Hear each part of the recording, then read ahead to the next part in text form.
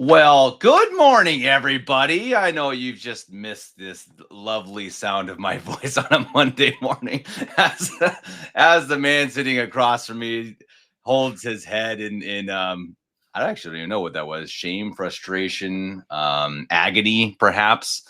This is Monday Mornings with Matt and Kevin. Matt is unfortunately not able to join this week, even though we've not been on together for a long time. Sorry, guys, I was traveling, and you have this in your head. It's like, I want to do so many podcasts in America. Yeah, I did a couple, but yeah, you start visiting family and stuff, and things get booked real quick. And so yeah, it didn't really happen. But we're back at it. We've done a couple podcasts already, and Matt will be back hopefully next Monday. So I'm joined by Father Timothy Geckle, who is the one who was agonized by my little introduction. So Father, thank you very much for your patience and endurance in coming on and doing a show with me.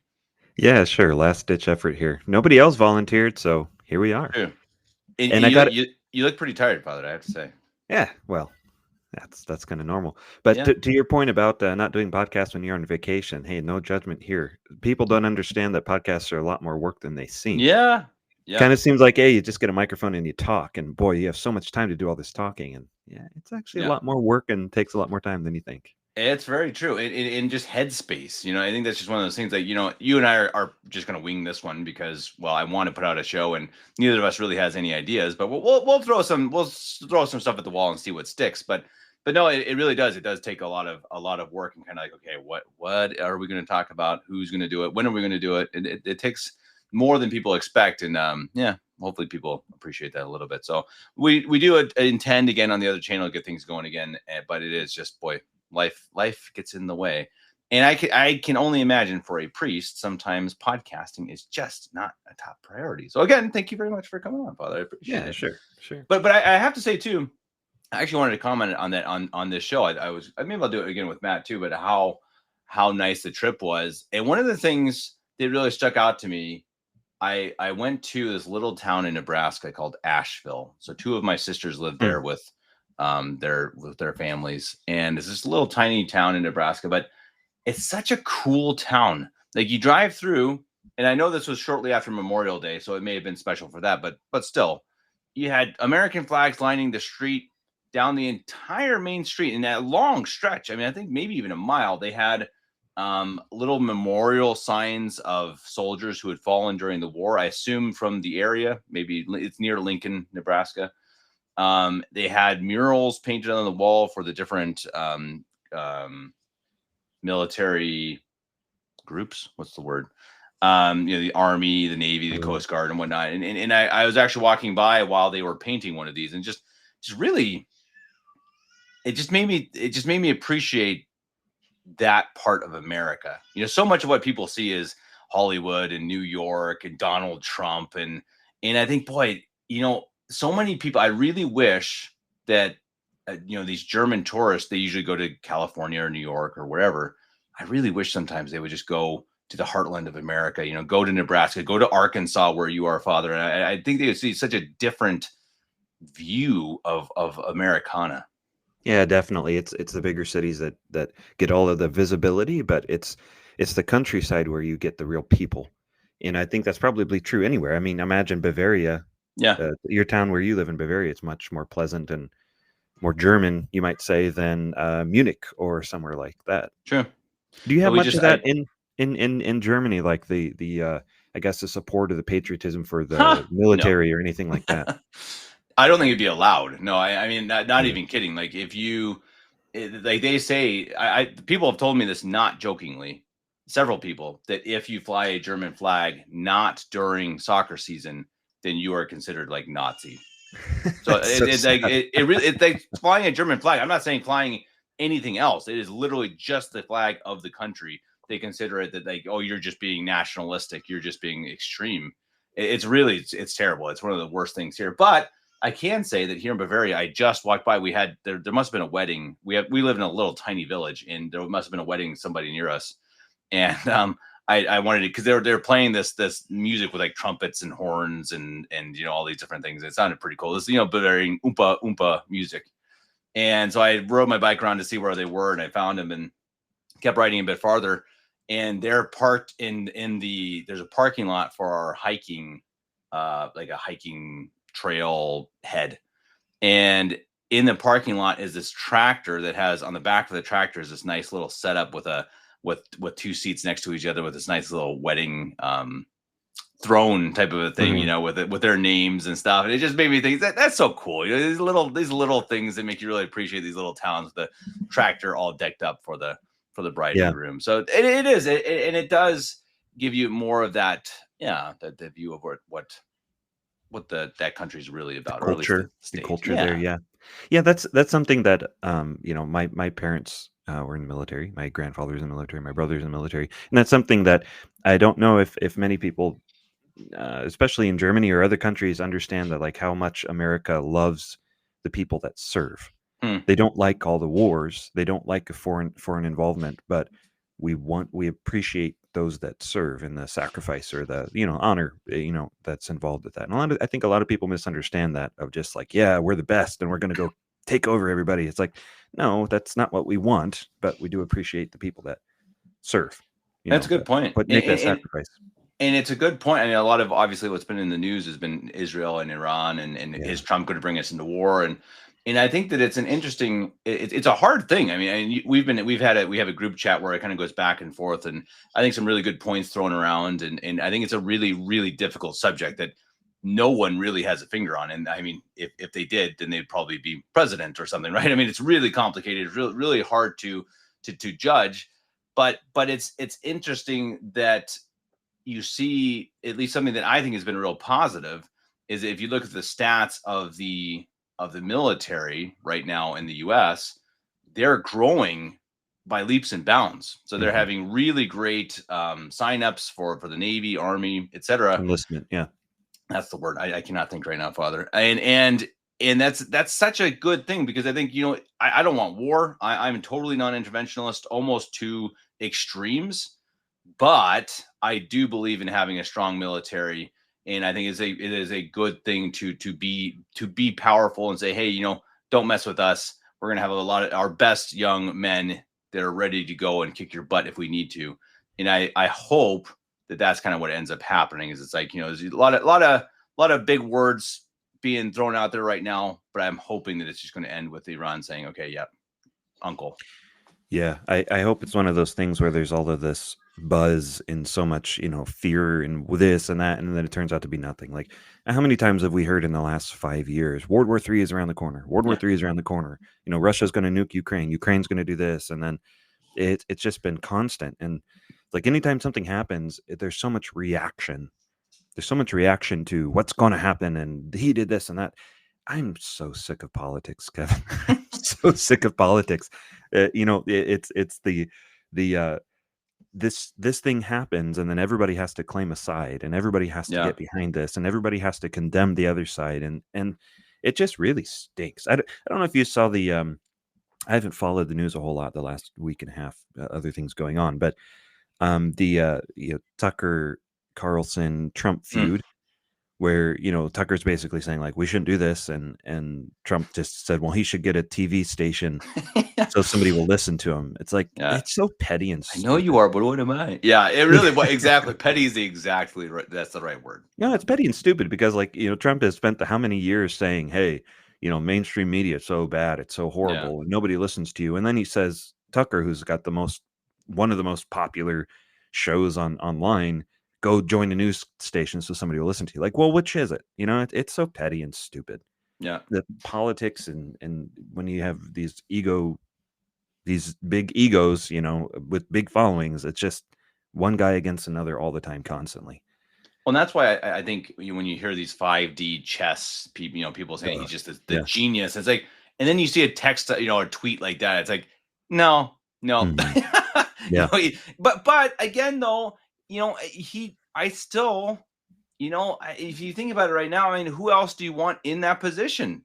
No. I Yeah. mean, Yeah. Yeah. I don't really know. I don't. I mean, Father, to goodness, for goodness sake, I mean, do you want Kamala Harris? Do you want? Right. For Do sure. you maybe JD Vance? I think he's even more non-interventionalist, so maybe, but he has some kind of weird connections too. And so it's like, in the end, we're just kind of up the creek, and I think that's we just have to kind of admit that and say, hey, at least Trump seems, and he's said for decades that he wants peace. And I think that he is so egotistical, he's so narcissistic that I think he really wants to be known and remembered as a peacemaker. And Yeah. I don't think he's just a nice guy. I think that's his goal. He wants to be Yeah. the best president ever. And I think in his mind, to be that, he needs to be a peacemaker. And Father, if that's what it's going to take to bring peace, then I'm okay with that. Yeah. I think legacy is important. And that's Yeah. I'm glad we got on this subject because it's been on my mind a lot. Just, there's people that say we should never have voted. And I can see that argument, but also at the same time, it's like Kamala Harris, Joe Biden, and these In this clowns position, in oh, these come this on. kind of position. Are you kidding? Yeah. Does anybody over in Iran or anywhere over there in the Middle East respect any of these people? You can't. I mean, you can't respect somebody that has absolutely no competences and is only there because they're puppets. He had That's an what people auto say. pen. Is an Yeah, auto right, pen going to sign the executive order to bomb Iran right, with a nuclear bomb? right. I And mean, he again, wouldn't know what's come on, going on. guys. He wouldn't Yeah, know what's going on, yeah. let alone walk the fine line with all of these diplomats and all of these different nationalities and religions and all that stuff. And Kamala, are you kidding? She can't speak two Can't sentences. tie her So shoelace. Yeah, there exactly. there there's plenty of evil and plenty of problems and I mean we've been saying that all along while we were saying, Yeah, we believe you should vote. Still saying like we don't like Trump. We don't like no. his pettiness and ego. But like you said, he cares about his legacy, I think. I think maybe he's just a pawn of Israel. That could very well be. But I think he isn't. I think he's his own man. I don't think he wants to be a pawn of anybody. Yeah, And for one thing, and this is something that the left doesn't really have very much, and definitely not the top Democrats, they don't have family that they care about and that they're close to. Trump cares about his family. Now, true. as much as egotistical and things as he is, but he has grandkids, he has children. He doesn't want a war. He's not just in it for himself completely. I think he cares about his family. Do you think Kamala cares about her family, whatever family she has? Do you think Biden cares about his family? Like, I mean, we heard about those. I don't know if you heard about the diary of his niece or something. Yeah, Yeah, sadly. I don't even want to talk about it. But Right. do you think these creeps really care about their children or their nieces and nephews and grandchildren? Yeah, no. So I think that's one thing that will influence decisions and things. It's not just about me and power now. It's also like, especially for him, how old is he? 80 something. I He's mean, 79. Trump's 79. 79. Okay, he's Yeah. got to care about like what's the next 20 years going to be for my grandchildren, I hope so. I right? I, I think that's a really great point, Father, and we've seen that so often here in Europe too. That you have these not even necessarily old, but these people who don't have children, they don't have a future. Angela Merkel, you have Macron in France. I mean, yeah, these people are just signing death warrants, signing war, Mhm. and they don't care. It is only in it for whatever their agendas are, whatever that is. I don't even know what that is. What is Angela Merkel's agenda? Someone please tell me. I don't know, but I can tell you it is not the betterment of her country, or No, wasn't. I mean, she's obviously gone now, but it couldn't have been, or I or mean, she's a moron. So either it was not her intention, or she's an idiot, and she's not an idiot. So she had bad intentions. So the question is, where does that come from? Yeah, you go down a lot of rabbit holes there for sure, but I don't know. I can't give you an answer, but it's a disturbing point, and it's such a great point you make, Father, because they don't care. What's the future? They need to do whatever they want to do now, and maybe it's Malthusian, decrease the the well, surplus population. well, in the interest of who put me in this position because I'm not Yeah, that competent. So what do I have to do to stay in this position? I mean, do you think Kamala Harris had an idea of what should happen in the world? She's talking about school buses. Who doesn't love a school bus, guys? Do you think she oh really man. has any interest in the economy of the regular Can person? you imagine? Can you imagine? Again, anyone who says that we should not have voted for Trump, just try to picture Kamala Harris right now with Iran and Israel bombing each other, and Okay, her having to talk. Just think that through. so That's Iran insane. is a big country Yeah. next to a So smaller country, and the bigger country invaded the smaller country, That's and exactly so right. that's bad, Oh man, right? that's right. That was Russia and Ukraine, right? Oh man, yeah. That's No, guys, we dodged a bullet there. Let's just please let's admit that. I know a lot of you hate Trump. I get it. I really do. But come on, let's be serious here. This is Well, adults talking. In compared to children. it'll be interesting to see where politics go going Whew, forward, because the Democrats in this country are so unpopular right now, they're done. lowest like ever, and they're Yeah, like bankrupt. They spent all this money trying to get Kamala over the finish line, and now it's almost like you have the Republicans. I think it's going to be fragmenting more into more of a libertarian style, non-interventionalist, and the yeah. Israel, national MAGA, whatever side. I think it's going to be kind of a fragment. I think. I agree, and I worry because I like JD Vance again. I like what he stands for at least, and in general. But he's just not the personality that Trump is. And so I worry that you're going to have a personality that shows up like Trump that's going to just, win the hearts of the people and be the other side, the flip side. Because I'm Mhm. not a libertarian. I think libertarianism in many ways is stupid, but Yeah, agreed. Yeah, but non-intervention, hey, let's make America first. Let's take care of our own issues. Let's, get rid of our, protect the border, etc. And then you only get into war if it's like insanely necessary. Like I don't even, maybe never, honestly, unless people attack you. And I worry that Vance is just, I think America's gotten so used to voting in the cool guy, except for Joe Biden, because he didn't actually get voted in. Um, I wonder who they're going to come up with. Maybe nobody. I don't know if they have enough time. And the Democratic mm, Party has no chance. No way. There's no way unless there's war or something. They don't have a chance. I mean, someone can mark my words now because they don't even have a platform. They don't have anybody. They keep firing people. Who they appoint someone as chairman of the Democratic Party and then they're fired. They have no plan. They have no strategy. They don't know what they're doing. And we have JD Vance. But I do wonder, I do wonder if actually what's going to happen is the Republican Party is going to split, and you're going to have another somebody take over exactly as you say, that pro-Israel, pro-neocon type yeah. These position. next couple months and next year is going to be very interesting to see where things go. Worldwide as well as this country, because there's so many things that could happen. Yeah, It's just ridiculous to try to figure out like what's going. And there's something that's always so befuddling to me, because there's always so many different takes and so much information that you don't know what to think at the end of the day. yeah, Like, I mean, this person says this, but it's based on a lie, or it's based on propaganda, or right. a mistaken bit of information. And so it's so hard to know It's what's going impossible, on. Father. I've seen some reports and from credible quote unquote sources that are saying that Iran is like they are on their back foot. They're gonna give up here in the next few minutes. Hmm. And then there's other reports saying that Israel is totally everyone's Yes. fleeing Tel Aviv. They're all Yeah. leaving. That they are losing the battle. And I am totally with you. I have no idea which one is true. Maybe they're Yeah. both true. I really I don't know.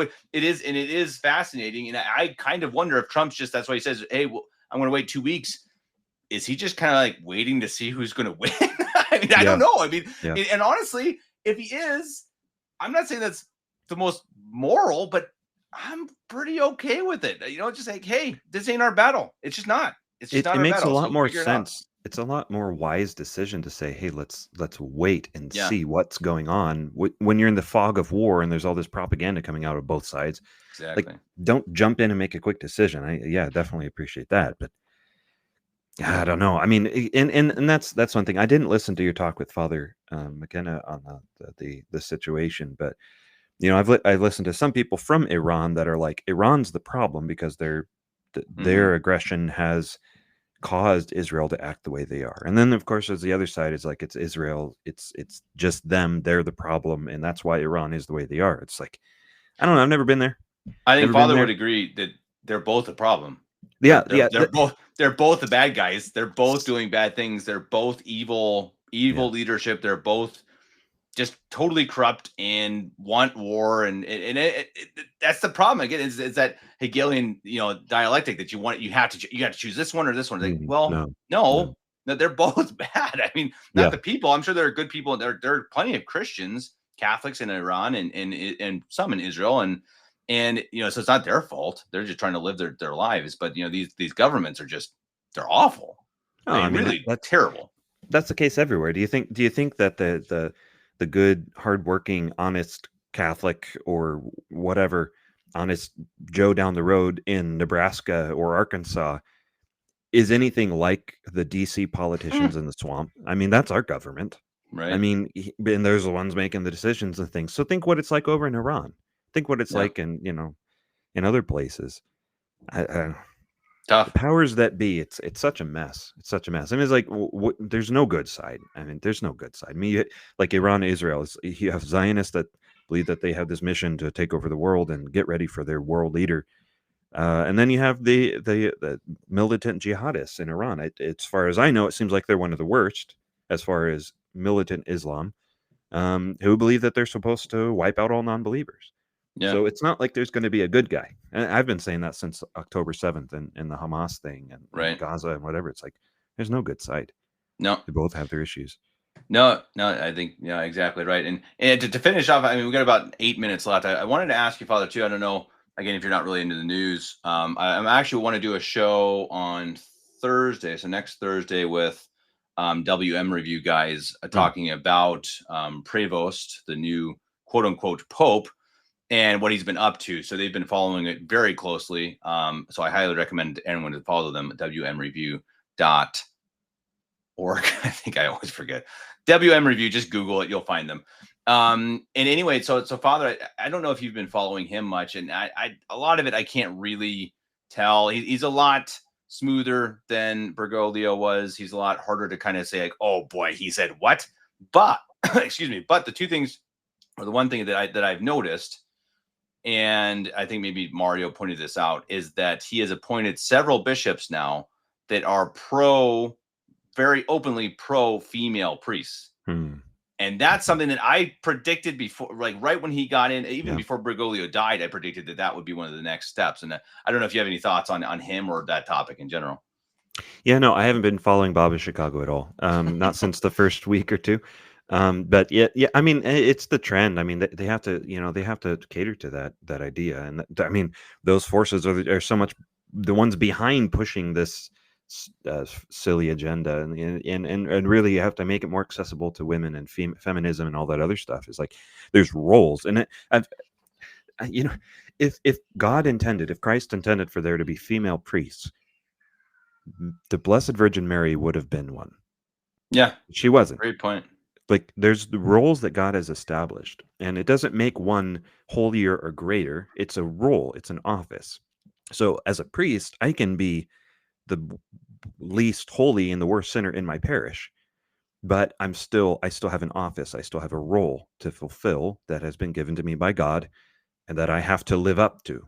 Whether I'm a good one or not doesn't matter. There's a role.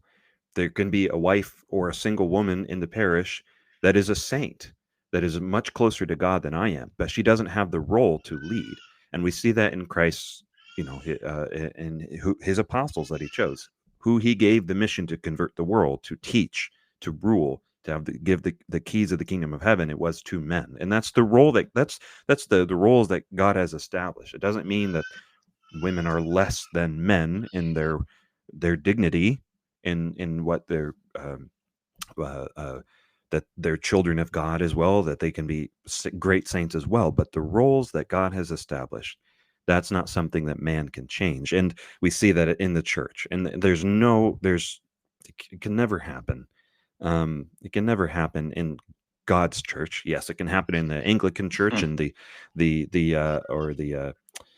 Episcopalian church. Is we've seen some examples of that in the past, of that crazy Anglican No, female bishop dressing down Trump and her crazy. pro Black Lives Matter stuff. But it's just not the role that God has established. So I would not be surprised at all if Bob of Chicago institutes a female priesthood, or starts with deaconesses probably, Yeah. and then moves on to that. But I Well, did you bet see it'll when happen eventually. when he had some sort of service or something? I think in Chicago, or I think he was there. Anyway, I saw some ceremony for him in a baseball stadium, and there are lots of people there, and and because he's a big White Sox fan. Yeah. Anyway, so they come in, and I think they had one. So they had maybe 10 servers, and they had one male server, and it's like, Wow. whoa. Yeah. Yeah. I mean, there is a clear point here that they are that I think seems to be his agenda. Now, I've seen other videos of him in the past saying he wouldn't do that, but I don't know. I think that seems like that's going to be his first move, and he has not done anything to stop the stomping of the Latin Mass. That I've seen over and over again. So I guess, what do you think, Father? What's it going to take? Is it going to be women priests for people to start saying, "Hey, okay, enough"? Or are they just going to? Is there never enough for a lot of people? I'm sure people have. Everyone has their own line, I guess. It's yeah, everybody has their own line, and the God can use that to be the straw that breaks the camel's back. As you know, some people I know in like 2017, when Bergoglio said that hell doesn't exist anymore, that brought some of my parishioners around. But for those who have been given this watered down idea of the papacy, this watered down idea of the need and importance of the papacy, they'll just ignore it, like they've ignored Amoris Laetitia, and like they've ignored God wills the diversity of all religions, and they've ignored all these other things that have happened in the last 60 years. So for some people, yeah, I'm sure that will do it, but there's this mindset that has been so pervasive in the modern church, the Vatican II church, that it doesn't matter. Just, I don't believe that way, and so it doesn't matter, but I got to go to church, or I'll just, this is the best thing I have, or the closest thing I have, and that's good enough for me. But just imagine, and I agree with you, Father. But just imagine, okay, so you're one of these people who I try every time to go to a Latin Mass and try to be as traditional as I can, but sometimes I have to go to Novus Ordo, right? And I've seen plenty of these stories. So one time you go into this Novus Ordo that you think is kind of, it's okay, it's fairly good, and out of the sanctuary comes Father Jane. Yeah. I mean, that's not, it's on its way, Father. That's Right. on its way. This is coming down the pike. I mean, this is crazy stuff. And I mean, again, I just hope that this is the type of thing that people are going to see, and it's going to be like, no. Even the people who've lasted through Bergoglio, because if you lasted through Bergoglio, as you say, Father, you're attaching yourself to something that is clearly not the Catholic Church. But it's got to be something that's going to make them leave, right? Kevin, there's been clown masses. I know. They've done the hokey pokey dance while distributing communion. Yeah, you're so, right. I mean, if you've gotten used to that, true, or you just see it as an abuse. Yeah, right. They just see it as an abuse rather than, true. It's not ex cathedra, so it doesn't really matter, right? Oh man, it's sad. Tough. It's sad. That's sad. One of the saddest things. It's just the indifference to, well, if you believe that's the authority of the church, then, well, it doesn't matter. Well, the ignorance of what the true Catholic Church is, right? It's just that ignorance of just like, do you not know? Have you never seen what it used to be? Have you seen pictures at least? Don't you kind of think, yeah, the pictures I've seen, a clown mass probably wouldn't have been allowed. I mean, doesn't that cross their mind? Yeah. It just baffles me. It's like these people must want to be Catholic, but do they want to be actually Catholic, or are they just like this, kumbaya Protestantized version of Catholicism? Maybe that's because, I mean, again, if you get through the entire reign of Bergoglio, you're in trouble. Yeah. Well, and I think it's just there's for one thing, if you don't have this true sacraments and the true mass, you're not getting the special sacramental graces. You might get actual graces if that's the best. You might get actual graces from praying the prayers, saying Hail Marys or praying your rosary, whatever else. But you're not going to get sacramental graces from false sacraments. You can't get it. So there's a lack of that sacramental grace, but there's also a lack of the teaching. Like faith comes through hearing, says in sacred scripture, and you can read something, but it really not make much of an impact on you. It especially comes through teaching. And what are they hearing from the pulpit all the time? It's not the solid dogmas of the church. It's not the catechism. From what I hear, I've never not really been part of it, but from what I hear, it's like there's a lot of the Novus Ordo priests are taught to tell personal stories about themselves or their week, to make it personal. And so they're always getting a personal story or a personal funny story or something an emotional experience that they had during this week that made me feel close to God. And oh, that's so wonderful. But they're not being taught about heaven, hell, the one true faith, and what we must believe. You can't say those things because that makes you different from the Protestants down the road. And we don't want to be, we don't want to see those differences. You know, just look at the things we have in common. And so Yeah. it's that builds a mindset that makes what we are saying look extreme and ridiculous and so out of touch with the world as it should be. It's Yeah. supposed to be out of touch with the world. You know, it's at war with Christ. So What a world, Father. What a world. indeed, Boy, indeed, I guess that's exciting a time to be alive. yeah, right. Yeah, it's a good reminder, everyone. Definitely pray for a true pope, pray for peace. I mean, those are two things that I definitely pray every rosary. I Yeah, definitely mention those two things that we need more than just about anything else right now, because yeah, we are this close from an atomic bomb landing on anybody's head. And well, the atomic bomb already landed on the Catholic Church 60 years yeah. ago. So we And definitely. Our Lady of Fatima said to pray the Rosary, and when enough people amend their lives, she made a conditional thing there. So you know, there's much that can be done just through that. So we can't change politicians and politics, but through the rosary, especially, and through penance and prayer and making reparation, you know, that's how we can really make a difference in the world. Amen to that, Father. I love it. See, that's a good way to wrap up a kind of depressing show with a positive note. There is a way to change it, everybody. There is a way. Pray the rosary for goodness sake, so that we get out Yeah, of this mess. and I'm sorry, I'm going to give another ender. You know, following politics and following what's going on in the world and trying to sort everything is depressing and whatever, and thinking about what's going to happen, that's pretty darn scary. But you know, if those thoughts are coming to you, just get rid of them Mm. and remember, heaven is real.